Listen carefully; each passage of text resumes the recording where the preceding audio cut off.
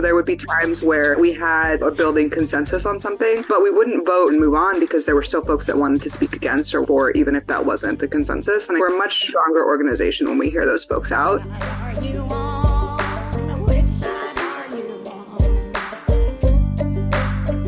We are talking to Jacob Jones and Haley Czarnek. Are they both in the Zoom? They are, yes. Jacob Jones and Haley Czarnek, I asked them to come on the show today because but the week before last, the Democratic Socialists of America, DSA, had their national convention, and the Alabama DSA chapters had a delegation, and they were both on this delegation, and they are both union members. And them both being union members and being part of the Alabama delegation meant that something like 20 or 30% of the Alabama delegation is union members. So we were really excited about that. And there were a lot of really cool stuff that DSA committed to do around labor in support of the labor movement. So we wanted to get them on to talk about that, union members in DSA who went to the national convention. So Haley, Jacob, thanks for joining the program. We appreciate it.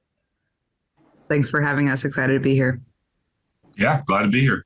Yeah, really looking forward to hearing more about it. So, Haley, you are from Birmingham. You're in Birmingham DSA. Jacob is in North Alabama DSA. And y'all actually have a labor committee down in Birmingham, Haley. Can you talk to us about what some of your priorities were going into this convention as a member of Birmingham DSA's labor committee? Yeah, I think that's a great question. For me, it was a priority to have a national level direction because I think that we have been in the Birmingham area sort of supporting every campaign that we can, but not necessarily with an eye towards what our long-term goal is as the labor committee of Birmingham DSA is, right? It's easy to say, I want the Starbucks workers to win their union. I would, love for Amazon to have a successful campaign. But figuring out what it's going to take to really win worker power and build worker militancy is sort of something different from just showing up on a picket line. And I think we've found that out too by seeing how some of these fights have played out, right? It was a pretty crushing end to the UMWA strike. Certainly have not seen our first union, Amazon union in Alabama, although they did inspire the Staten Island union, which is awesome. But I think for me, I was really excited to figure out what priorities the national level organization had. And I think we're coming out of the convention as an organization feeling really optimistic and having articulated a pretty clear vision. A couple of things that we've committed to are sort of recommitting to the rank and file strategy. So we know that union leaders don't always have the same views as the rank and file members. And we also know that we need more rank and file union members. And so part of what we try and do is get DSA members to join unions and also make sure that we're in communication with as many union members as possible, not just folks that are, doing the press releases and on the news. And we've also committed to doing local EWOC formations. So if folks aren't familiar with EWOC, it's the Emergency Workplace Organizing Committee. It's a pretty historic collaboration between the Electrical Workers Union and DSA to provide some extra support for folks who are trying to organize in places where they may not have, pre-existing unions or folks to talk to. And so that's part of how we got connected to the Starbucks fight here, is that folks were coming to DSA looking for support, as all of the incredible staff, Starbucks Workers United organizers, were absolutely overwhelmed with like hundreds of stores that were trying to get advice from them. So we got to be a little bit of extra support. And the goal of the local EWOCs would be to create smaller formations regionally that could do the same thing. So that's a bit of my ramble. Jacob, anything that I've missed there? Sorry to go on. No, I think you hit everything at a pretty good level. And really, Birmingham DSA, y'all been doing great work on the labor front. North Alabama, we're really just getting started. We came in with the Strike Ready campaign that was supporting the UPS workers. So we're a little new to the game, but we're coming on strong. And definitely all of the national priorities and everything, just supporting rank and file stuff, the emergency worker organizing. Big priorities. We're going to integrate all of that in for North Alabama. and build that into our labor committee from the start. So hopefully, we have a clear direction from the beginning to work from and bring people in to help assist. So, Jacob, I think that I may be wrong, but I think you're a relatively newer member to DSA, and my understanding, viewing from afar, is that this convention was kind of uniquely unifying for the membership of DSA, and people left kind of more hopeful than they ever have following a convention. I actually remember people that I knew in DSA leaving the convention less hopeful and more dejected than they came to the convention.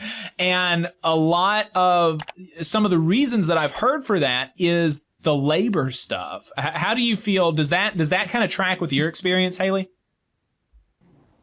Oh, yeah. I'm sorry. I thought we were going to Jacob. But yeah, I think so for sure. This was my first convention. And I will tell you, I came in really anxious, particularly as a Southern organizer. I always worry that the vibe is going to be, folks in socialist strongholds sort of, quizzing me on how good my reading has been and whether or not my priorities align with theirs. And that's not even remotely what it was like. I had an amazing time. And so my anxiety very quickly sort of fell away as I got to meet a lot of my comrades for the first time in person. I thought it was incredible. I think we figured out a lot of the internal democracy and have a really, really solid, sort of structure for making sure that debate is heard. And people are committed to hearing that debate too, right? So there would be times where it seemed pretty clear that we had, a building consensus on something, but we wouldn't vote, to call the question and move on because there were still folks that wanted to speak against or wanted to speak for, even if that wasn't the consensus. And I think we're a much stronger organization when we hear those folks out. So I was really proud of that. How did you feel, Jacob? I my first convention, but I'm still fairly new, so I'm curious. Yeah, obviously my first convention too, North Alabama DSA just became a recognized chapter at the beginning of this year. I came into DSA last year after the Dobbs decision. It just, I don't know why, but that was the thing that just hit me. I was like, that's the first recognizable thing to me after I started really paying attention that I was like, wow, that's an actual loss of rights. That's what can happen if you don't organize against this. And so I came in, just thrown to the wolves immediately because they were like, hey, you're saying stuff, so be the secretary. So yeah, I just kind of jumped in. And so coming off of that and getting us to chapter status, it was easiest for us to go and be the delegate. And we voted on it and everything. And so, yeah, first time being there. And yeah, I would really say that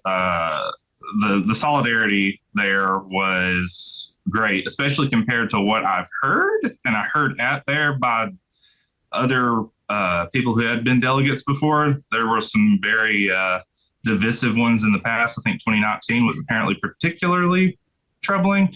But I think in the midst of all the labor surge and everything, it really has been a unifying force in DSA. And it started seeming real and achievable.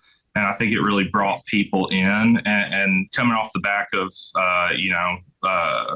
some of the losses last summer and everything, like I mentioned, that brought me in, everybody came with a good attitude of wanting to get things done and not being divisive. And I think that was really helpful. And yeah, on the debate side, we really came together just us all talking, let's hear these people out, let's debate. That's what we're here for. And there was, rarely, if ever, a time where we were like, all right, we're all filling the room here, like we're ready to vote on this. And in those cases, it was like a 99% yes vote. So, it was really reassuring, really reaffirming of our cause. And yeah, great experience. Hey, 5 seconds. Just wanted to say that this is only possible because of our donors. If you want to see more of this, then consider donating yourself at tvlr.fm/donate. So, Jacob, in your mind, what were some of the highlights on the labor side? What were some of the resolutions and commitments that DSA made around that issue that you're most excited about? Yeah, definitely the recommitment to the rank and file stuff, like Haley mentioned, and also the emergency organizing, just because whenever it's nice to know that National's committed to that, because it can feel a little bit like you're twisting out in the wind when you don't have like it feels like everybody, every chapter is just kind of, they got their own different approach to things. There's no real consensus on the right approach, and just kind of coming to that, I guess, democratic centralism or whatever approach to things or whatever, where we voted on this and this is the way forward. It's just really like empowered. We have a real direction, and having direction is a large part of the battle. And yeah, we know where we're gonna support and what we're gonna build into our support structure. Yeah, and just to add on to that, I think that unifying around labor has been useful for us beyond just thinking about what we want to win for workers in their workplace. I think our main lever of power as workers to get, for instance, talking about Dobbs, to make sure that our reproductive rights are protected, is through our unions, right? If we build strong fighting unions, it's not just about what we can get in that contract. It's also about what we can fight to get our workplaces to do more broadly in terms of, our greater landscape of rights. And so I think that's something that was woven through a lot of different pieces of different resolutions, I guess, that we considered. And so, yeah, I think that is a huge reason why we were so unified at this convention, is that we're starting to see ourselves as workers and really claim that power, not as outside organizers. And I think that's something we've struggled with in our labor committee when it comes to Starbucks, CUMWA, Amazon, is we're here to support, we're here to do whatever you can, but we're not here as workers in our workplaces to, exercise our strongest lever of power. And so I think that's a shift that we're making that's really positive. Is yes, we want to continue to show up on picket lines. Yes, we want to provide whatever fundraising or support we can for folks that are, not in our workplaces, that are taking awesome actions to organize. But we also want to really, really recognize our power as workers. Did the DSA Labor Commission, do they have a full-time paid organizer now? Yes. Yes. Got Amanda Weems, who is incredible, from Texas, and she's come down to visit us. We've also just passed a resolution to have national political leadership full-time, which will be huge, because I think a lot of times what happens is the messaging gets out based on whoever has the easiest access to the press. And so having actual full-time paid staff that can, make sure that our viewpoints are being represented in a way that makes sense is exciting. So yeah, we've got our labor organizer, and we've got more staff incoming, which we're really excited about, I think. Love that the labor organizer comes from the South. That's really cool. Oh, yeah.